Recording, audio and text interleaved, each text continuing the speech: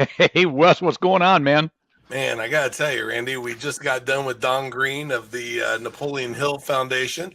And now we got a industry gentleman, Zach, and it's just a racking and stacking day, my friend. I know, it.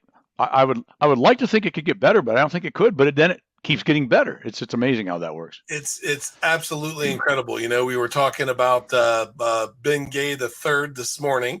Yep. We had Don this afternoon. We got Zach now. I mean, if life was any better, we'd have to pinch ourselves. We would, and I do that, and then I squeal like a girl, and it's kind of embarrassing. So, yeah, But well, yeah, so awesome. So our friend Zach, man, this is going to be an interesting one. This is going to take a little different direction because, he is an industry guy, and we're going to talk a little bit about that. But his story is one that there's a whole lot of people out there that's been hurting in the past that need to hear a story from somebody that's what's the old saying, been there, done that. And Been there, done that. Has the T-shirt. yep, the trophy and can come out on top, which is what our friend Zach has done. So, I don't know. You want to talk another hour too, because we're pretty funny. As longer we talk, the funnier we get to each other. Or we could just bring Zach. Let's do that. The funnier looking we get, for sure. Well, well, that's true. Yeah, let's bring on Zach. Let's do it, buddy.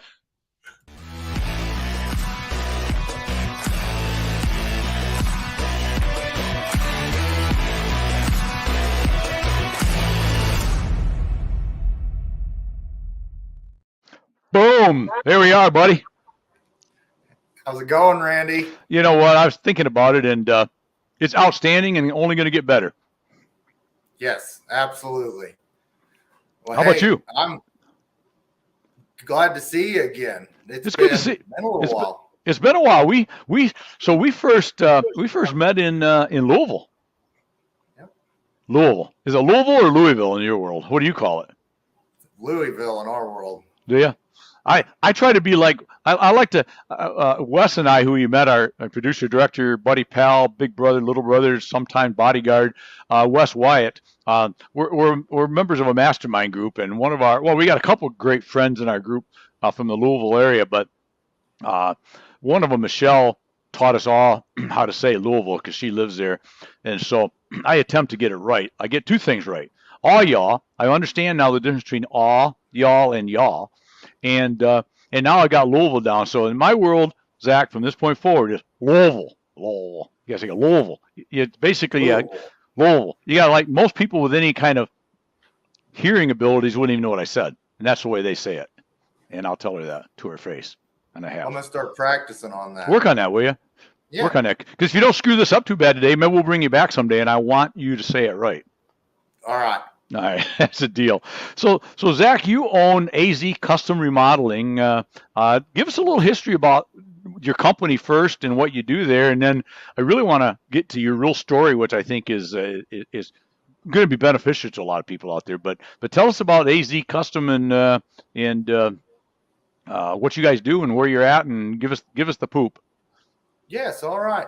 So AZ Custom Remodeling started about 8 years ago out of a necessity. Pretty much needed a job, needed something to do. So I packed up my Ryobi bag that held all my tools and decided I was going to go out and start helping people with solving their problems. And so we started off cleaning gutters, picking up leaves, doing whatever we needed to do to get by. And it has transformed into way more than I could ever imagined it being. We're doing full home remodels, kitchens, bathrooms that are just amazing, beautiful bathrooms. We go through egress windows, foundations, whatever we need to do to essentially solve the problem of our customer. So it's been a fun road. We've recently got into and we're exploring more of the barns, and very specifically the barn dominiums is where we're headed to go. I think it brings a new level in for the business while also keeping the interior design remodeling kind of thing all still intact. And that's interesting. And you're coming from a different direction, which I think is going to do well for you because knowing a little bit about the barn dominium world, um, it seems like typically that's a barn builder by trade, whether it's post frame or wood frame or a steel. But you take the builder and he starts building barn dominiums and then figures out how to do all the interior stuff or hire somebody to do it. You're almost coming from the other direction, right? You already got I don't want to say the harder part, but the more detail oriented part down already, the baths, the kitchens, all those sort of things. So now you're just going to combine that almost from the other side a little bit and get into the building package itself. Is that kind of where you're headed? Yes, absolutely. I think that our attention to detail coming from the interior world is going to be detrimental to our buildings too. I think that's going to be a fun part of it. It's been a long road. We've been at this for over a year now, and we've really got all of our T's crossed, our I's dotted, all the things like that. We're super excited about what this year's going to bring. That's awesome. So you're going to be able to offer a full turnkey barn dominium start to finish if that's what the homeowner wants. Yes, absolutely. It's stamped patios out front. We get to do all the fun things with that. So right. Well, and in a lot of barn doors, isn't that fairly common, which was right up your alley too, of doing the stained concrete floors, right? That's fairly popular in barn doors too, right? Yes, absolutely. Yeah, we get a lot of fun stuff. That's the whole thing is we don't get bored. Our guys are very, very skilled at what they do for the interior, and like our concrete and that kind of stuff has become all decorative. So it's been a lot of fun. We've got a lot of neat stuff on the books coming up, and we've got a lot of neat stuff behind us too. That's awesome. So, that's awesome. Well, so what I would really like to, and we're running you're scrolling across the bottom, so that is how people can get a hold of you. Tell us before we go on, whereabouts are you located exactly, Zach? We are in the northwest corner of Kansas. So we're 14 miles from Nebraska and about 50 miles from Colorado. Okay. We're kind of in the middle of nowhere out here, but that's okay. It's a nice community. We love the community. We have great support from them, and of course we give back to that. And we do travel quite a little bit, but It's just kind of part of the game. Exactly. So let's really get into some stuff here. Let's get into the part that not only just because I met you and I instantly liked you and I appreciate all your support and enjoy what you do, Zach, but what really struck my or pulled the trigger, I guess, of really being excited about talking to you was life is not without roadblocks. Life is not without hiccups. Life is not without problems, right? You might have had a couple in your life, and what I'm impressed by is A, you say I did, and B, this is what I've done about it, and C, and probably the most important is I want to help other people. So I'm just gonna, I know as hard as this is to believe for you, and I know Wes is shaking his head, I'm going to shut up for a couple and tell us your story, Zach. I would love to hear your story. I think people need to hear this. All right. Well, 5 years ago, I decided that it was time for a major change in my life.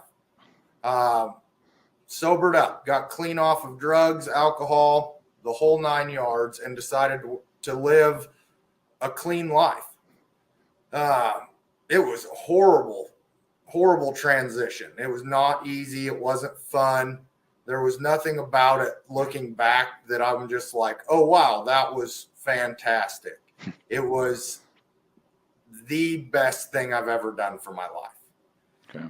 I look back and I can see, well, I mean, I grew up like most other kids.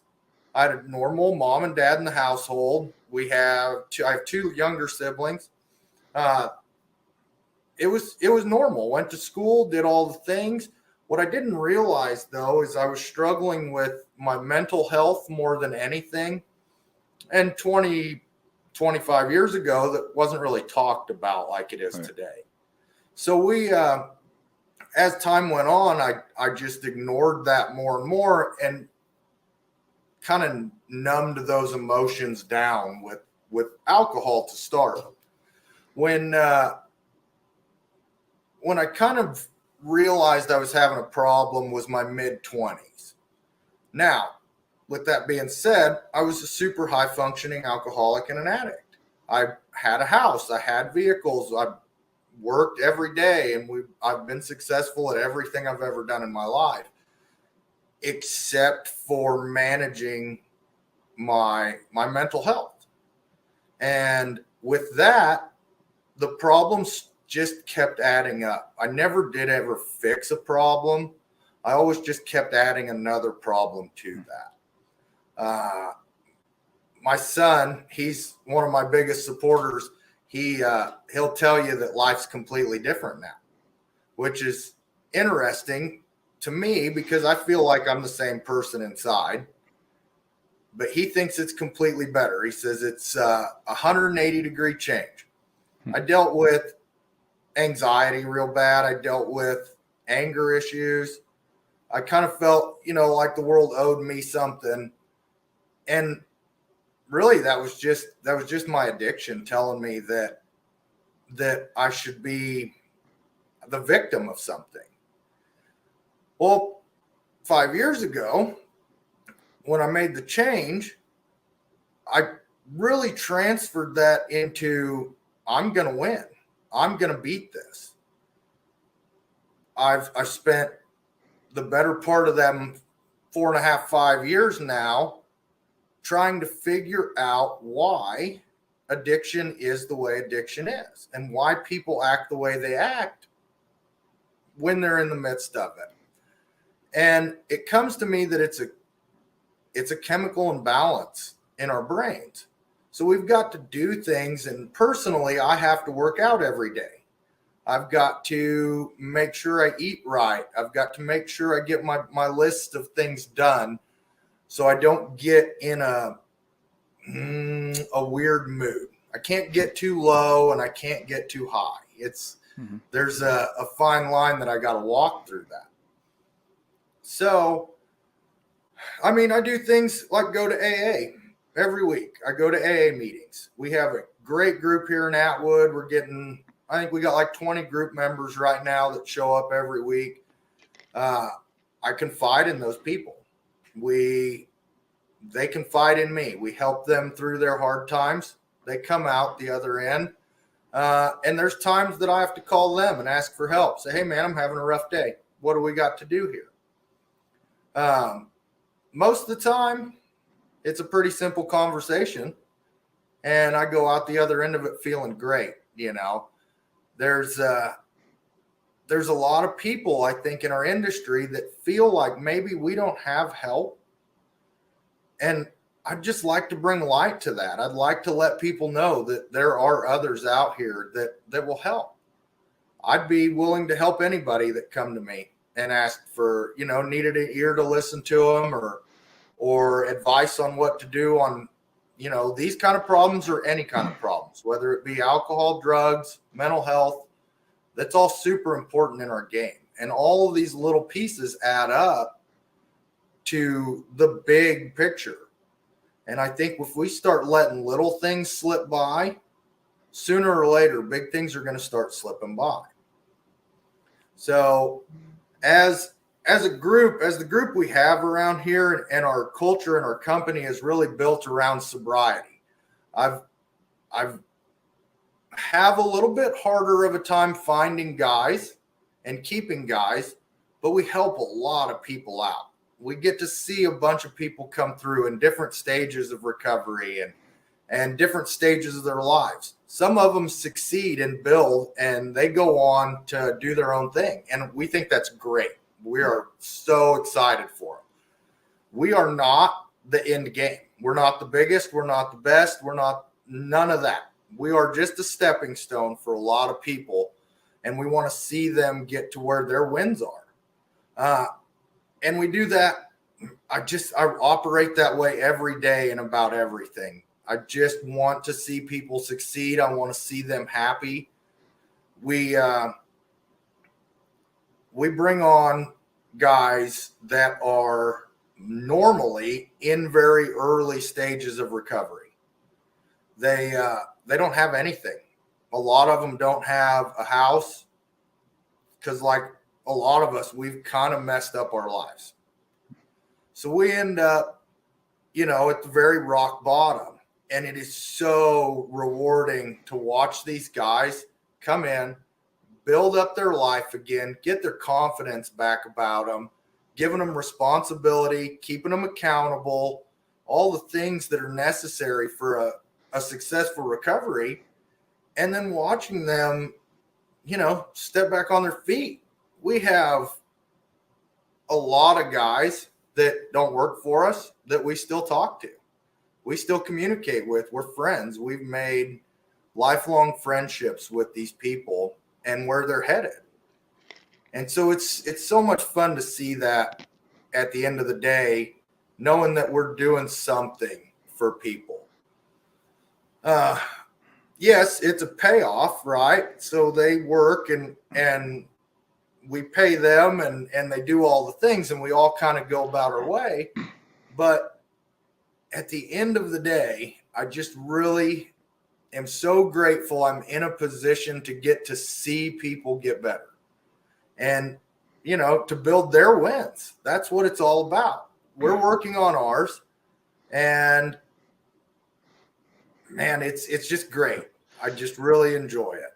Well, go, I just say the what I really like about this is you truly, because obviously the name of our podcast is Building Wins, and I'm all about building wins, but when you build wins, they have to always be win-wins, because any win that's one-sided will never last, right, for either party.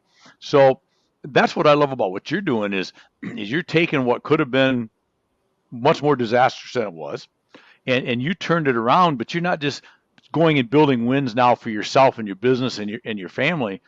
You're literally helping these other people build wins with no long-term expectation. And that's one of the things that I love about this concept too, Zach, is I think the more you give without expecting back, the more you actually get back, right?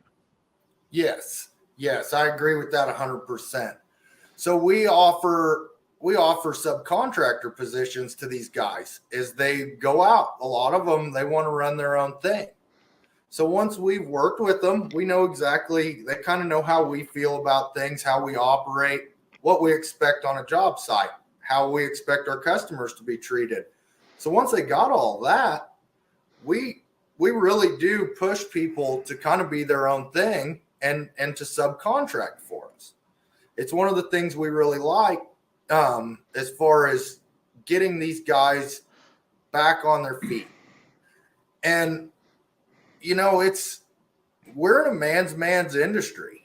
Right. That's the thing. We have a cold beer at the end of the day. And it's interesting. We've now been, so our local lumber yards and all of our vendors and people we work with, they all know that our culture is very based around sobriety, and there is a zero tolerance policy in effect with us. We don't allow our company trucks to have it.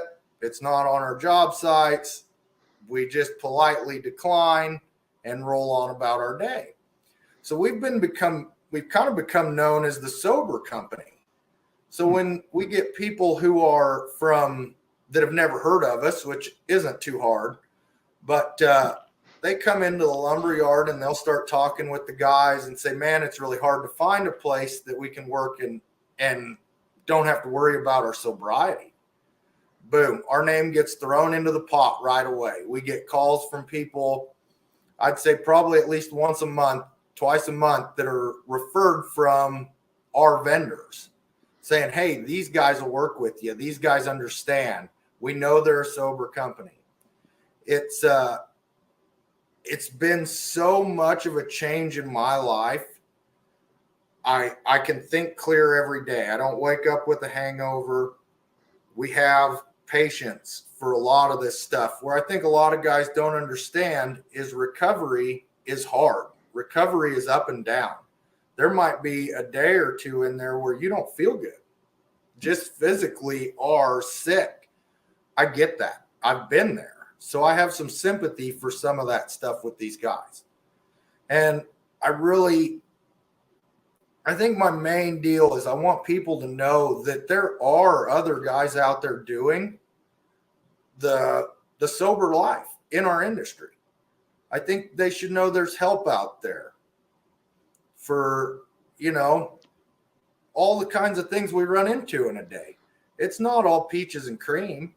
We have a lot of rough time. And just reaching out, making a phone call to someone could really make the difference in your life, and you might even be changing theirs. So I want people to know that we would be more than willing to help, talk to you, chat with you. You want to text, all my info is scrolling across the bottom of the screen here. Just shoot me a message. We'll be there for you. And with that said,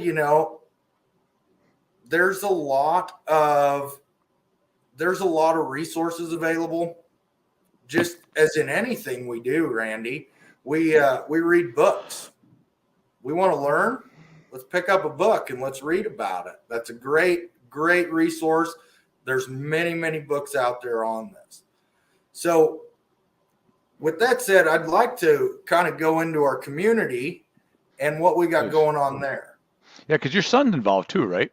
With some outreach programs. And unless you don't want, and I didn't ask if I could ask this, so just politely walk away from this question, but your son is involved more from seeing and living with what you went through, and I'm sure feeling quite blessed that you have worked your way out of that, and that's probably a lot of why he wants to give back in his own way, I'm going to guess. Yes, absolutely. And I'm the one that's blessed in that relationship. Like, he is a great kid. And I wouldn't be here today if it wasn't for him. He tells me all the time how different things are now. And he's lived not a very easy life. I mean, you grow up on a job site, you're around a bunch of men. You grow up like a man. Mm-hmm. And so it's been interesting. He swings a hammer with us. He recently started his own lawn mowing company. So Mean Green Lawn Care is what he'll be doing this summer. So I'm kind of sad I'm losing my right-hand man, but I think we'll be all right for a little while.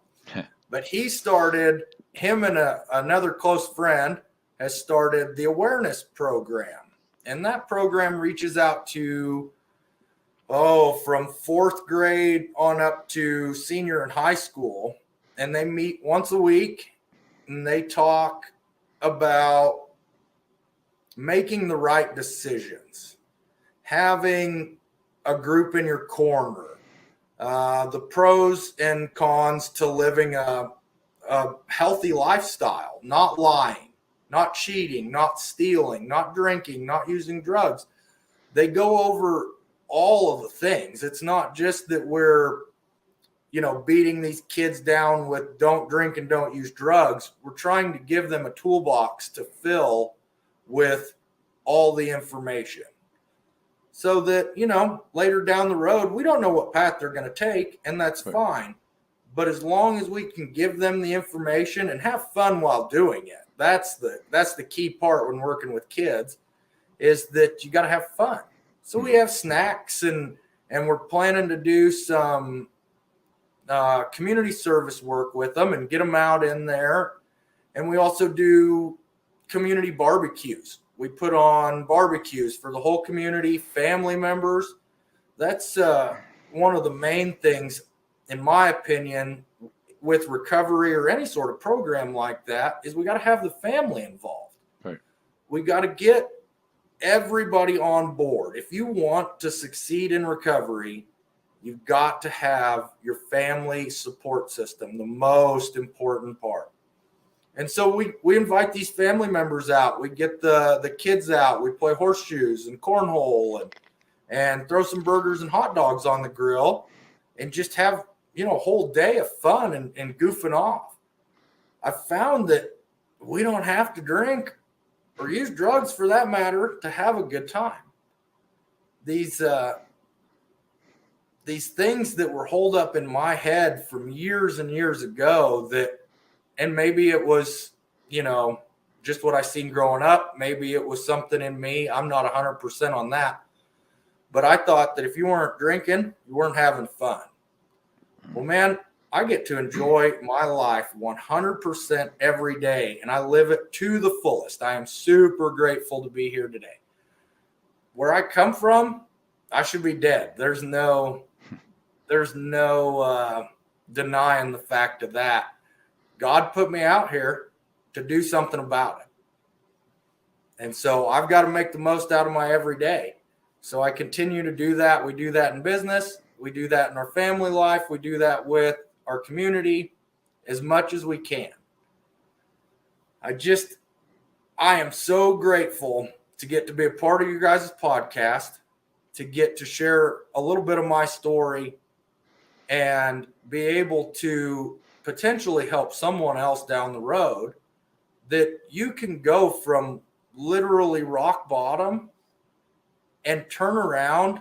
And now our company has been growing for 2 years, 3 years now, to the point that it's out of my control. It's out of my thought process. I ever believed it would be here.